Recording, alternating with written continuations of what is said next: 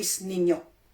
Tumaas ang autism. Yun na nga yung kababanggit ko lang kanina, kaya yung mga equity firm nagbibilihan ng mga autistic therapy center. Kasi ang number one na pinakamarami na dulot ng ganyan sa mga bata, nagtaasan ang autism, cancer, autoimmune diseases, diabetes, ADHD, tics, asthma. Tragis yung asthma na yan. Nakuha ko yan sa kaisa-isang tuslok na nung elementary ako noon. Nagka-asthma ako. Tragis na to. Motor disability. Speech disorder. Kaya nga yung mga anakis hindi na makapagsalita. Hindi na marunong magsalita. Pautal-utal. Mental health. Kaya nga apektado yung mga jutak ng mga, ikaw ba naman tuslukan ka ng maliit pa, 2 months old sa Amerika. Pagtandaan mo, pwedeng gunggong ka na. Magkakaroon ka ng mental health disorders, neurodevelopmental disorders. Sa brain ito. Kaya nga, mga paling-paling, hindi to biro, nagkakapaling-paling talaga yung mga maraming tuslok. Nagkakaproblema sila dito.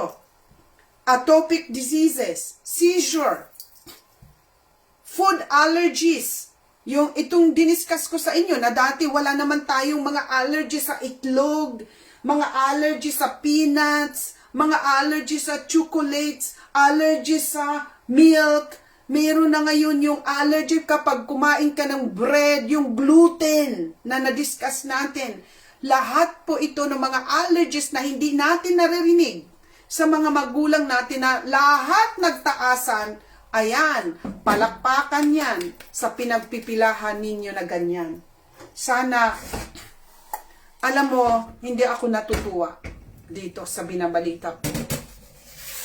Pero kailangan ninyong matuto.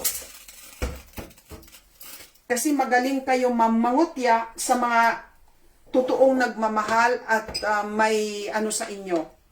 May take your responsibility. Man up. Grow up. Mag-mature. Mag-aral. Imbes na isisin nyo lagi sa iba ang kahinaan ninyo. Yung kawalan ng responsibilidad ninyo, isinisisi nyo sa iba. Ang dami nito, brain dysfunction, behavioral, yung mga disability, yung pag-uugali na hindi mo na maintindihan, learning disability, yung hindi na matututo, intellectual, wala na, mga gonggong na nga eh. Kaya nga yung mga ing-ing na hindi na maintindihan, hindi na makapag-isip. Chronic infections. Ito yung sinasabi ko sa inyo. Na ang karamihan nagsasabi, oh, buhay pa naman ako. Buhay ka nga. Pero ilang beses ka na nahuhospital. Pabalik-balik. Dati hindi ka naman laging nahuhospital. Ngayon pabalik-balik ka sa hospital. Mga chronic. Ang ibig sabihin ng mga chronic diseases, hindi ka naman mamamatay, pero lagi kang labas-masok ng hospital. Ayan po yan. Yung mga chronic diseases, marami po yan. Ulitin yun ko na lang kasi napakahaba nitong listahan, i-rewind nyo na lang para ma-remind kayo kung ano yung mga kitsa na po pwedeng idulot sa mga anakis, sa mga infants na pinatuslukan ninyo. At sana maging ano na to, maging ano sa inyo to, caution. Makota talaga kayo kung ipipila nyo pa yung mga anakis ninyo kasi binibigay na ng libre. Kasi desperado yung gobyerno ninyo, binibigay na lang ng libre, kasi pag libre, pipila na naman kayo. Okay? Kailangan talaga mabalandra. You have to learn the hard way. Ang tao hindi natututo hanggat hindi na-experience niya sa sarili niyang balat ang hirap. Kaya, hindi ako mag-a-apologize. Dahil ako ginawa ko ang lahat. Ngayon, kino-caution ko pa rin kayo kasi target nila 11 million na mga anakis, mga infants, gustong ilagay sa sitwasyon na ito ng gobyerno ninyo na magkaroon itong mahabang listahan ng mga kitsa. Good luck na lang po. Kailangan nyo na talagang gumising at mabilisan. At ito'y, kung sino man ang makapanood nitong video, alam nyo, hindi ito madaling ginagawa ko, mga kababayan. But wala akong choice. Kasi, kung hindi kayo, di ba kinutta kayo ng gobyerno para magpabitsin? Well, dapat makutta kayo na kung pumila pa kayo dahil 11 million ang target nila, pupwede kayo magkaroon nitong mahabang lista na dulot nito. Okay? So timbangin ninyo. Timbangin ninyo. Makutta kayo dahil ayaw nyong sumunod sa gobyerno o makutta kayo sa resulta ng vitsin na pwede nyong ikaganyan. Or magkaroon kayo ng mga chronic diseases, maubos ang mga pera ninyo pabalik-balik at endless suffering. Sabi ko nga, ipinagdadasal ko lagi sa Diyos na kukunin ako yung bigla. One thing na ayaw ko, yung nakaupo na lang ako sa isang kanto. For years, mahabang panahon, na nagdudusa ka, nagsasuffer ka sa endless pain na hindi na mawala-wala, mas gugustuhin ko na lang, gumuho na yung anuan ako ng bluff tapos. Kasi ano pa yung buhay mo? Kung hindi mo na nga kayang alagaan ang sarili mo. And that's why, lahat ng precaution ginagawa ko. Piniprevent ko. Di ba may kasabihan, prevention is better than cure. Kailangan i-prevent mo na magkasakit ka bago ka uminom ng gamot. Kasi pag once na nag-start ka na uminom ng mga mutga, maraming kitsa na ang darating sa katawan mo. Okay? Now, yan po ang pinaka-importanting balita natin at sana ma-share nyo po sa public service po natin ito, mga kababayan. Marcy Palua, Joel Beldenesa, Menche Leonardo Balonzo. Magandang gabi po sa inyong lahat. Roy E.R., Tommy Hilfiger, Roy E.R., thank you po sa pagtag. Ma'am Choco Mart Liag, marami din ang na-share nyo. Evelyn Bolauro, mga alaga ko dito sa Hong Kong, kompleto ng vitsin, siyam na yata, nawala na po. Mga ma'am, hindi po lahat ang aanihin mo kasi sabi nga sa pag-aaral, ang pinakadelikado yung accumulation. Hindi ka naman magugurgur. E di sana naubos na yung mga otas sa mundo. Ang ginawa nitong mga Digimon, maliit lang na portion ng aluminum, maliit na portion ng mercury, maliit na portion ng formalin, yung pang sa mga namamatay. Ang problema nito yung accumulation. Yung isang turok, dadagdagan mo sa pa ng isang tuslok, ng isa pa na naman, hanggang dumami. At nandoon yan sa brain. Kaya nga later on, marami ka ng mga kitsa. Kung hindi ka man magurgur, hindi nyo talaga maintindihan, ano? Hindi ka magugurgur agad. Yung unti-untiin ka, balik pa masok ka sa hospital, ang hirap na makaintindi talaga din ng tao. Ibig sabihin yung haibo mo, iiksi. Imbis na umabot tayo ng 100 plus, baka 50, 40 na lang. At maliban pa doon, yung sinasabi ko nga na mabuti kung gurgur ka, yung uunti-untiin ka, bata ka pa, ang dami mo mang kitsa, maubos na yung rapi mo. Okay? Judith Alakain, good evening po, watching here in Danau del Norte. Ma'am Judith Akalain, i-share nyo po dyan sa Danau del Norte. Imagine niyo kung bawat sino ang lugar na nandito kayo sa mga lugar-lugar ninyo, kung i-share nyo ito sa lugar ninyo, kayo ang magsikap na tulungan ang mga kababayan ninyo. Dahil hindi nyo po tulong ito sa akin, mga kababayan. Tulong nyo po ito sa iba, okay? Dahil tingnan mo nga, ayaw sa akin ng Facebook. Ginugurgur ako, hindi ako binibigyan. Minsan nga yung star na wala. Minsan nagdi-disappear.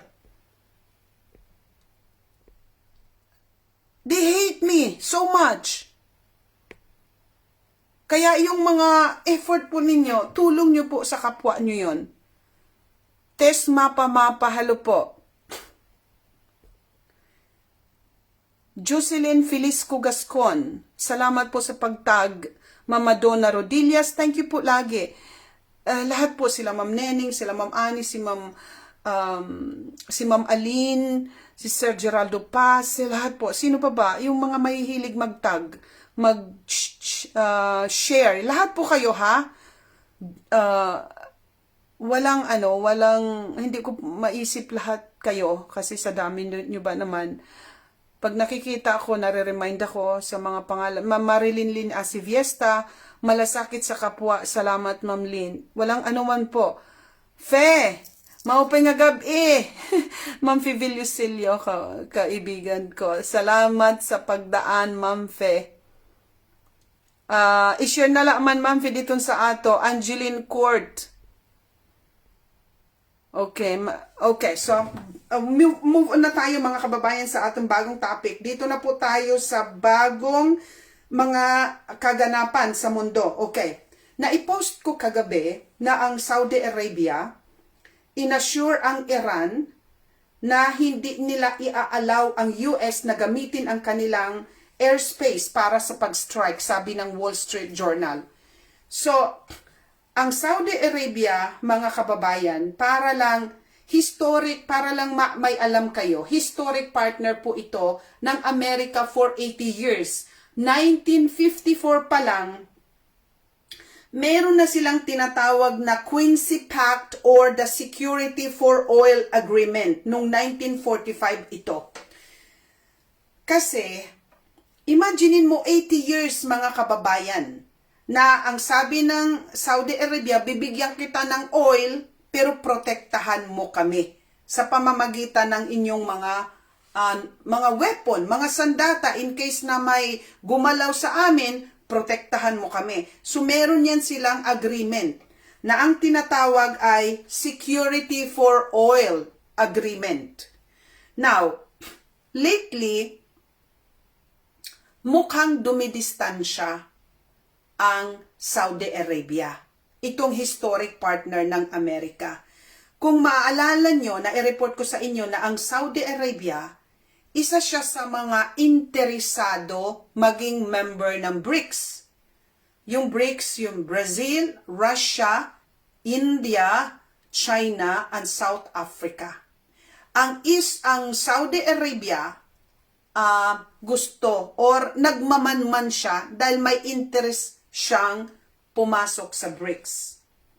At ngayon, itong balita na inassure ng Saudi Arabia ang Iran na hindi ipapagamit ang kanilang military bases sa Amerika para tirahin ang Iran. So, this is also de-escalating. Ayaw nila na lumala ang tensyon. So, ayaw ipagamit ng Saudi Arabia ang kanyang mga bases. Now, ito, ang Qatar din, mga kababayan. Ang Qatar reject use of US airbase on its soil for any military action against Iran. So, ang Qatar, kasi merong US military base sa Qatar. Sabi ng Qatar, hindi ko ipapagamit yung base militar ninyo para tirahin ang Iran. So, yun po. Sabi ko nga, nag-aanuhan sila. Medyo natatakot sila kasi pag pinagamit nila yung mga military bases, mag-e-escalate ang tension. At nagkaroon din, sabi ko nga, maliwanag na ngayon na yung mga pag-aasasanib pwersa nila. Ang Saudi Arabia din ngayon, nagkaroon siya ng pact, okay? Nagkaroon siya ng bilateral cooperation with Turkey, ang Saudi Arabia. So sabi ko nga, makikita mo talaga yung alyansa nila. The other day, nagkaroon ng trilateral agreement din between Saudi Arabia, Pakistan, at isang bansa pa. Nakalimutan, pakisulat nyo nga. Basta tatlo yan sila. Saudi Arabia, Pakistan, at isang bansa pa. Tatlo sila na an attack on one of these three nations is an attack on all.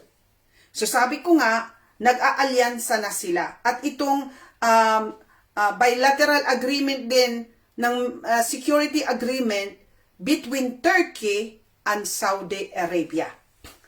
So ayan na, mga ka-curious, dahil siguro hindi maiiwasan itong bangbang siguro, mga ka-curious, dahil meron latest na na naman, nananakot si Trump. Okay? Naipost ko sa inyo na pag in-execute or patayin kasi may punish death penalty sa Iran doon sa mga rioters. Sabi ni Trump, pag in-execute yung mga rioters ng Iranian government, matindi ang parusa sa kanila ng Amerika. So sabi ko nga, wala sigurong peace doon. Now, ito ang mga latest na report. Bibigyan ko na kayo ng caution na hindi tayo basta-basta maniniwala. Kasi kung ang isang banda ay nagbalita na, kasi may balita ngayon, 12,000 na daw, sabi ng Israeli government na namatay. Sabi naman ng Reuters, about 2,000 people, including security personnel, have been killed in protest in Iran, an Iranian official said on Tuesday. So, yung disparity grabe, hindi mo alam kung anong totoo dahil yung magkalaban, yung isa, pasasamain yung kalaban, yung kalaban naman, siyempre, ayaw niya maging masama, mag-report siya ng kukunting number ng namatay. So, hindi tayo basta-basta maniniwala kasi grabe ang propaganda. Sabi ko nga sa inyo, ang war is about propaganda. So officially, ang Iran nagsabi na 2,000 people killed sa protest kasama na yung mga Iranian personnel. Now, ito ang sabi ko nga sa inyo na si Trump po talaga warmonger ang Jejemon na yan. Bakit? Imbis sana nasabihin niya, pakalmahin niya ang mga tao sa Iran, ito ang kanyang statement. Breaking. Iranian patriots, keep protesting. Take over your institution. Alam mo, ano to labag sa batas to Inciting to war ito Inciting to sedition ito Aywan ko yung kung ano. Nasasabihin, lumaban pa kayo, i-take over ninyo ang lahat ng institution. Save the names of the killers and abusers. They will pay a big price. I have canceled all meeting with Iranian officials until the senseless killing of protesters stops. Help is on its way. Make Iran great again. President Trump. So, pinupush. Continue daw kayo mag-protest, sabi ni Trump. At yung mga patriots, sabi niya, isip ninyo ang pangalan ng mga killers at mga abusers. Magbabayad sila. Kinansilan niya ang kanyang meeting kasi nga, diba, naibalita ko sa ating last video, na nag-reach out ang Iran and they are open for communications.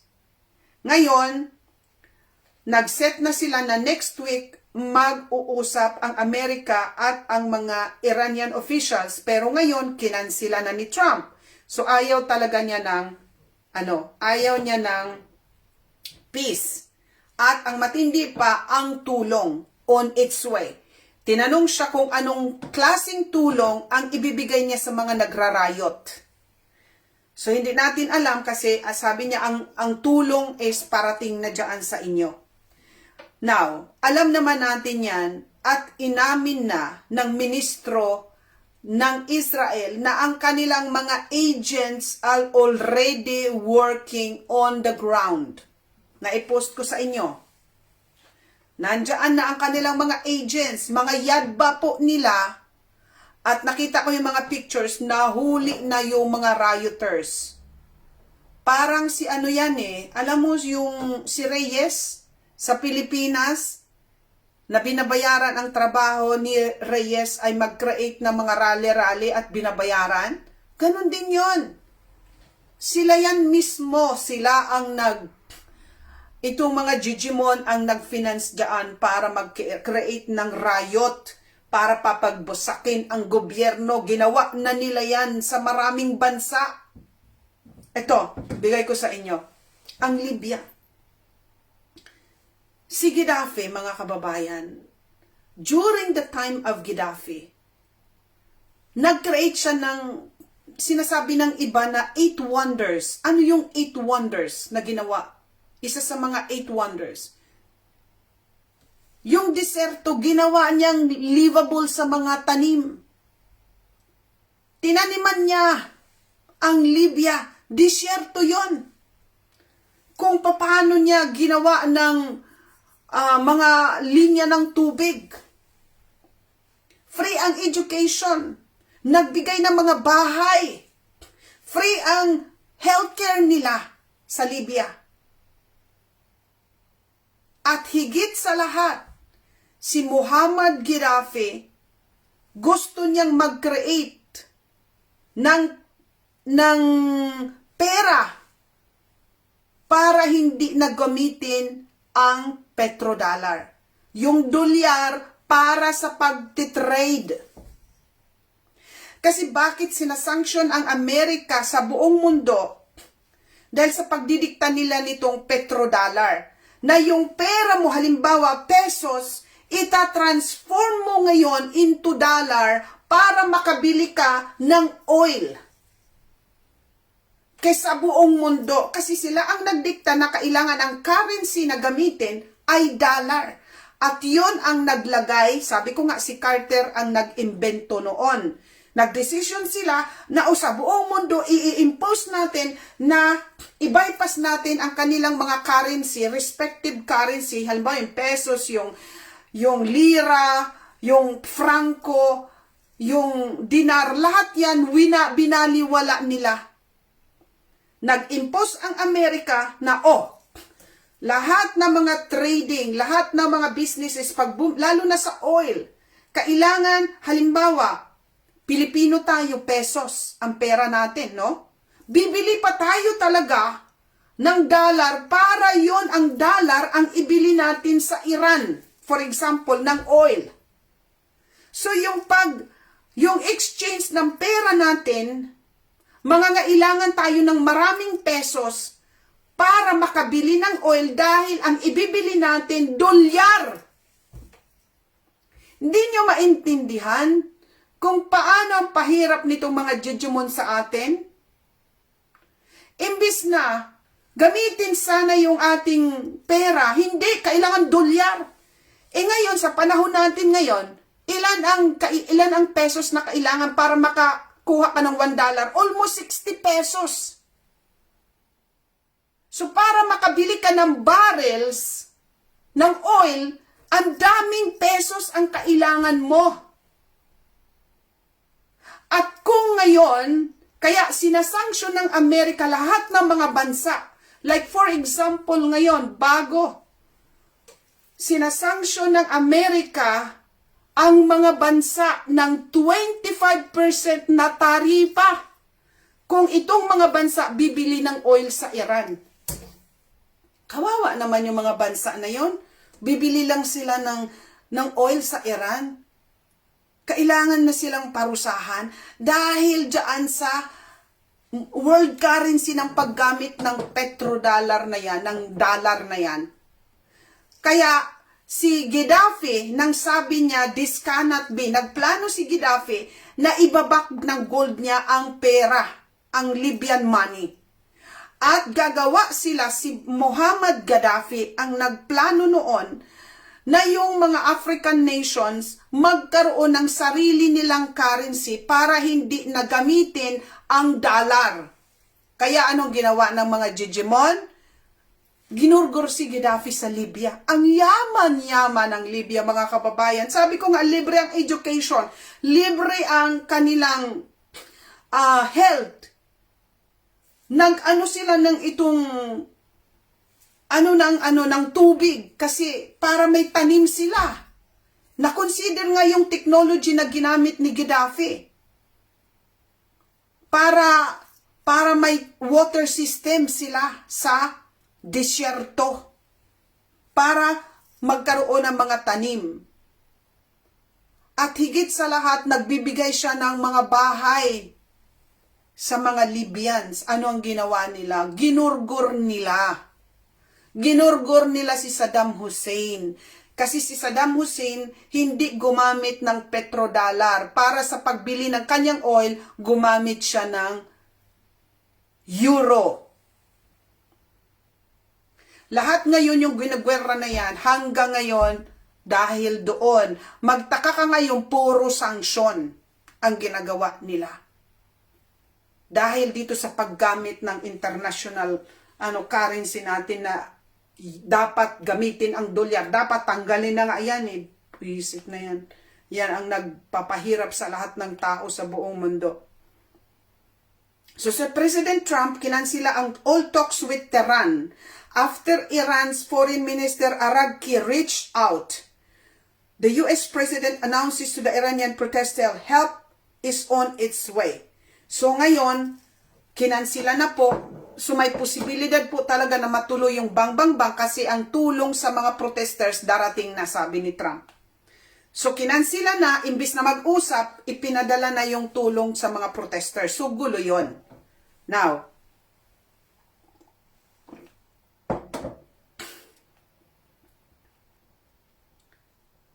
sandali lang po ha.